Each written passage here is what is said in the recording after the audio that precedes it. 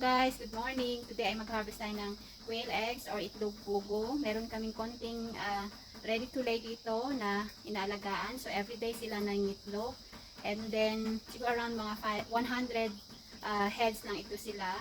Dahil yung negosyo talaga namin is ready to lay na supplier kami ng ready to lay quails. So merong mga naiwan. So pinapaitlog na lang namin. So eto na sila ngayon. So nangitlog sila everyday. So, every morning ang pag-harvest. So, through layer feed sila ng itlog. So, no need na ng male na quails para mag-lay ng eggs. So, feeds lang ang pwede para mangitlog sila. Wow!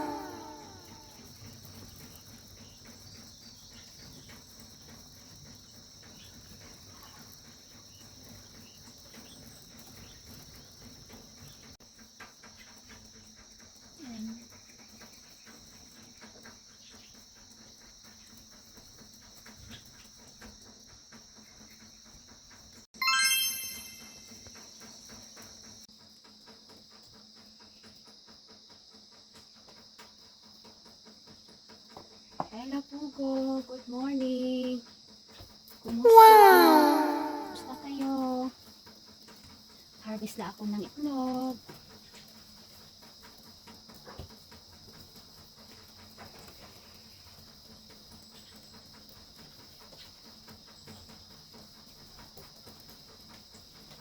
May mga maliit na ibon. Oh, kinakain nila yung pagkain nyo. Ayan. Ito yung quail eggs, guys. So, ayan. Nangitlog sila everyday. So, everyday sila nangitlog. Everyday din ang harvest.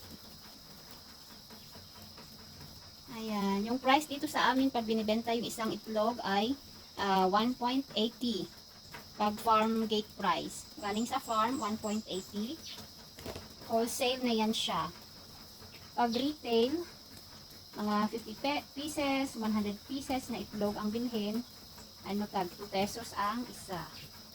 Dito lang yan siya guys sa may South Cotabato. Pag nasa city na like Davao City, mahal na yan tag 250 yata ang isa doon na isa. Wow! Or 3 pesos ang isang pirasong quail eggs. Yan. Mahal na dahil mahal na lahat ng bilihin. Wala nang mura ngayon guys. So before nasa 1.5 ang isa, ngayon tag ano na 3 years ago, mura pa lang. Pero ngayon mahal na. So ayan. Nangitlog sila pag puro to sila babae na pugo. Puro female. So pag nangitlog sila is feeds ang pinapakain. Feeds, layer quail feeds. So, no need na ng male, just ano lang, layer feeds ang nagpapaitlog.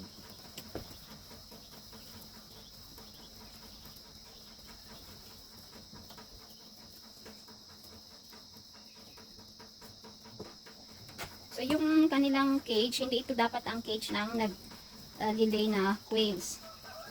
Tingnan nyo, medyo nahirapan. Dapat yung ano talaga, yung pang layer na cage. So, ang ginamit namin dito is pang day old chicks na cage to. Or yung growing quails, yung malaki mga 10 day old na quails, ganito ang cage nila. Pero pag mag-start na sila mag-lay, dapat hindi ganito. Ayan. So, since konti lang yung quails namin, ito ang ginamit namin sa pag-papaitlog. Dapat yung, ano, yung nahulog yung itlog nila, may hulugan ng itlog. Hindi yung ganito. So, ano lang po siya guys. Yung cage na ito is para sa aming quails na day old chicks. Ito yung ginagamit namin na cages. So, meron talagang kulungan para sa layer quails. Ayan. Meron din kami noong mga cages for ano sa ready to lay pero nabili na lahat kasi nag-focus na kami ng RTLs ngayon, ready to lay. Nag-supply kami ng RTL 25 day old. 25 day old ang binibenta namin. And then after that, mag-start na sila mag-lay ng eggs pag ano na, pag 35 day old. After 10 days, mag-start na sila mangitlog. Ayan guys. Ayan, di ko abot yung dalawang egg. Ayan, pang ano lang namin yung iba kasi, pang consumption lang. Hindi na kami bumili ng itlog. So, ito na yung ginagamit namin pag gumawa ng tinapay. Pag ano lang, sunny side up na egg, ito nang ginagamit namin. Ayan guys. Very healthy rin yung quail eggs. Mas ano siya sa protein.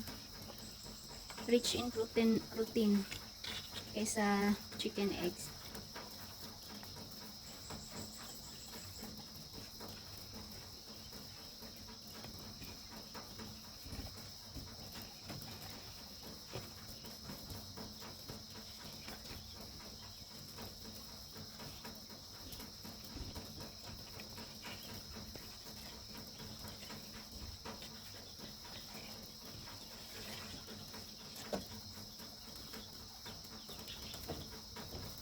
So, nag-harvest ako ngayon para rin magluto ng kwek-kwek.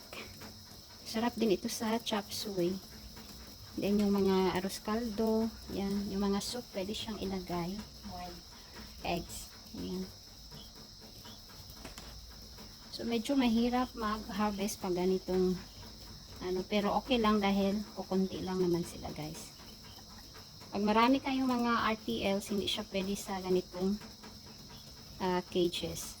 Para lang itong cage sa yung mga growing whales like 1 day old up to 15 day old. Pwede ito siya guys. Ayan. Ayan, dito naman tayo sa kabila. Marami na pala. 100 or 150 na yata ito sila. Pag may sobrang delivery, pinapalaki na lang namin. Ayan. So, taga Mindanao kami. Dito sa guys, sa South Cotabato.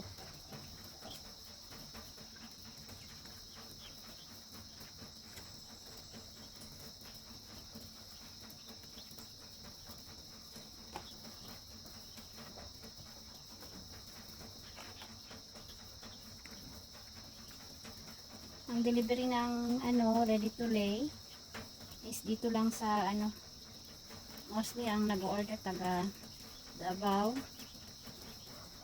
City, Davao de Oro, North Cotabato. Ayan, so North Cotabato, dito rin sa amin sa may South Cotabato, marami din kaming supplier, mga quail racers dito. Sinusupply namin ito sila ng RTLs, ready to lay quails. Ayan, marami na rin yung mga racers dito ng quails. So ayan, ganda ng kulay guys. Tsaka medyo thick yung niya, makapal ang balat. Ang balat ng itlog, pugo. Ayan. So, ito nang na-harvest natin. Ayan, marami pa.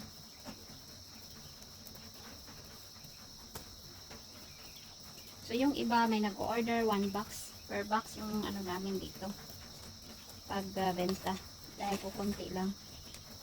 1 box, mga 1,000 pieces na eggs. So, wholesale na yan siya.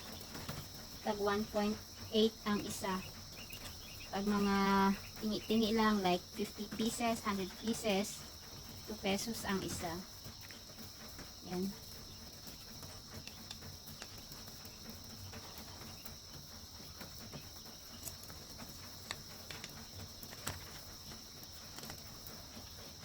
Ayan.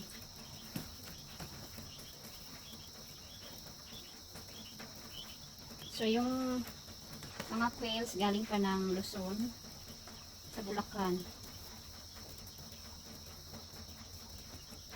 Ayan.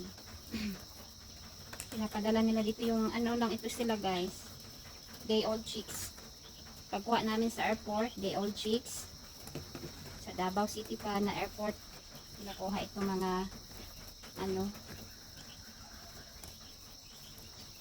mga day old chicks.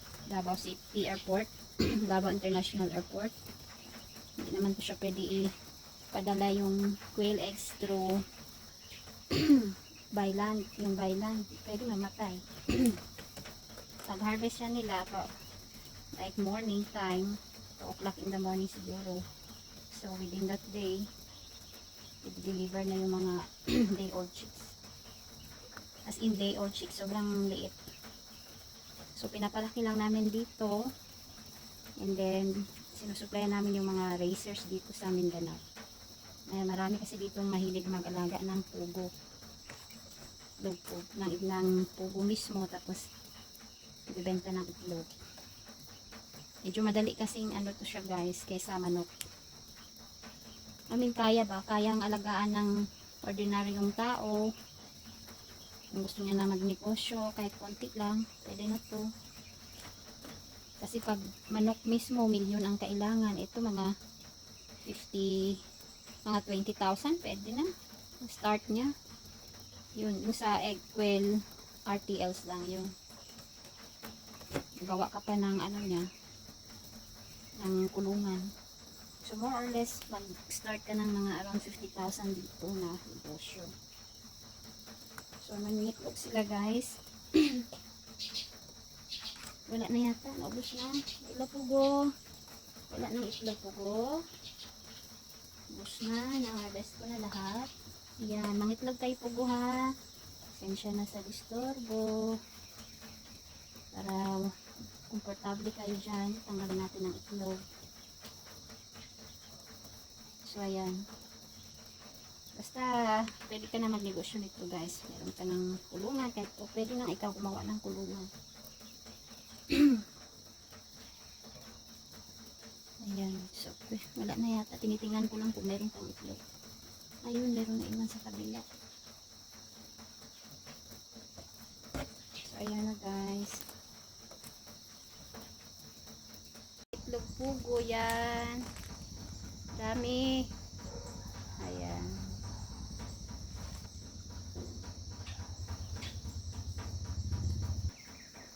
Isang box or mga 1,000 pieces na eggs.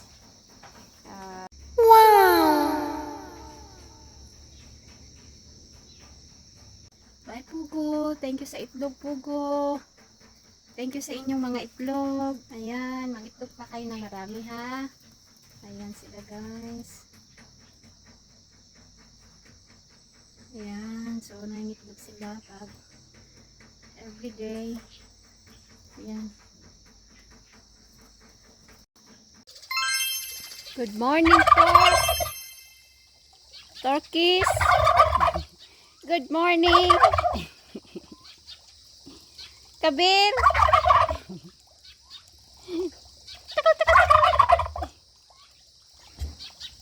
Dami nila. Pork. Dami nyo na pork. Kinakain nila rin yung mga sili. Tapos na kayo kumain pork. Oh, pabusog kayo ha. Kumain ng kumain. May birthday next month. Sinong pwedeng ilitson dyan? Tok. Tok. Tok. Birthday. Tok. Birthday next month. Kailangan namin ng pabo. My birthday. Wala kaming handa. Sino pwede dito? Sinong mataba? Ayan, dami na nila. Si Kabir? Hindi pwede si Kabir. Si Kabir the roaster. Hindi na pwedeng lutuin. Matigas ng karne. Lolo Kabir. Si Lolo Tor. Pabo. Hindi rin pwede. Exempted. Exempted si Kabir. Exempted si Lolo Kabir. Si Lolo Tork. The Pabo. Exempted din.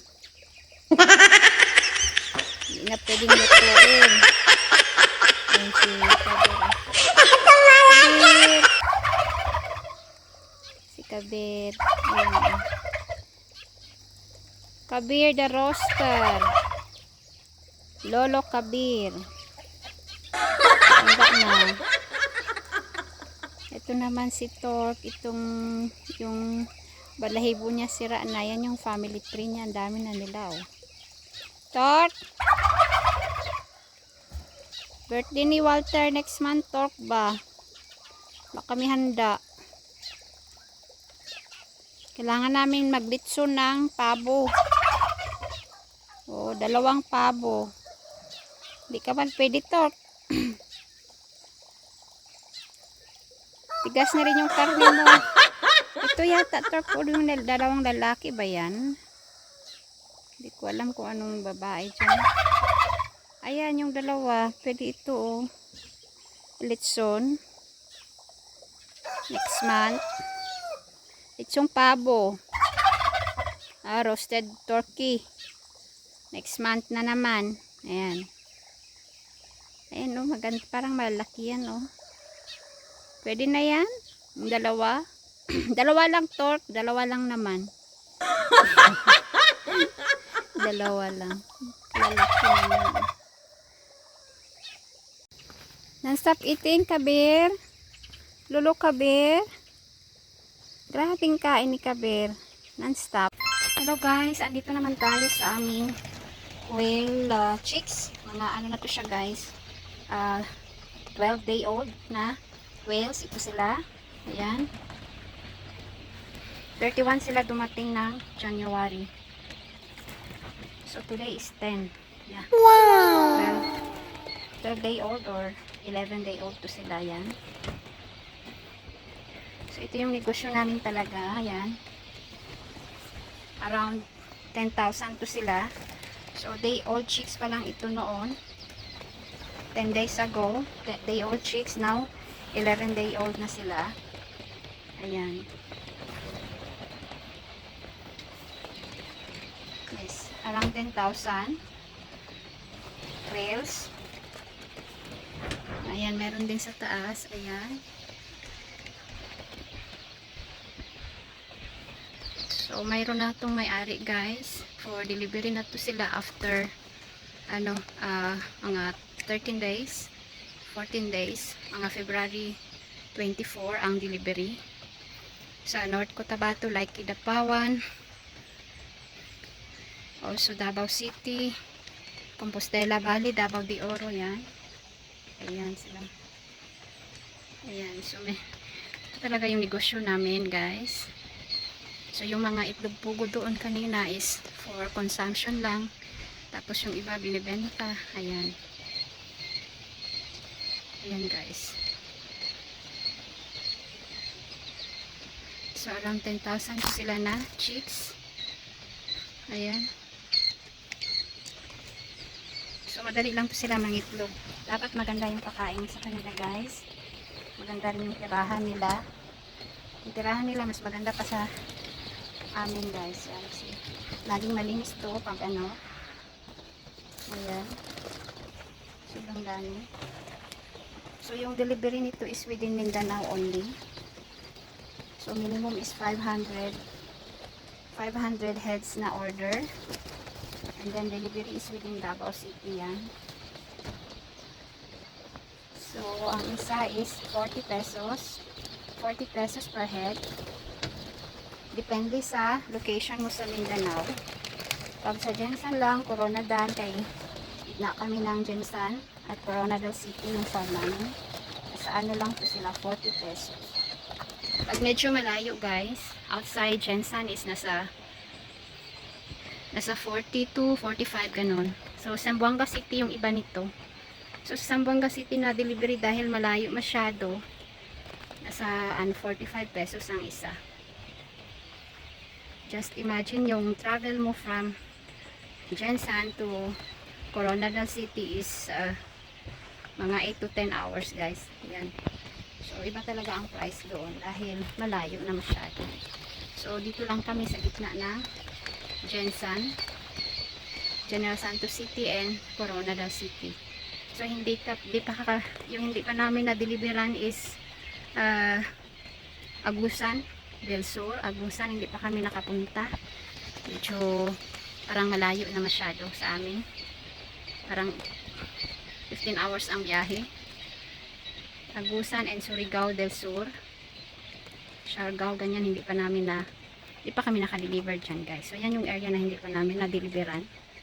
But most part of the Mindanao and also Lanao del Norte, like Maguindanao or Basilan, hindi pa kami nakapunta dyan. So yung mga areas na yan, Basilan, Lanao del Norte, hindi pa namin na-deliveran ng ready to lake wells. Ayan. So ang na-deliveran lang is Zamboanga City, Davao City, Compostela, Kidapawan, North Cotabato, Pikit, North Cotabato, also sa mostly Zamboanga ito guys, bound to Zamboanga City yung mga orders,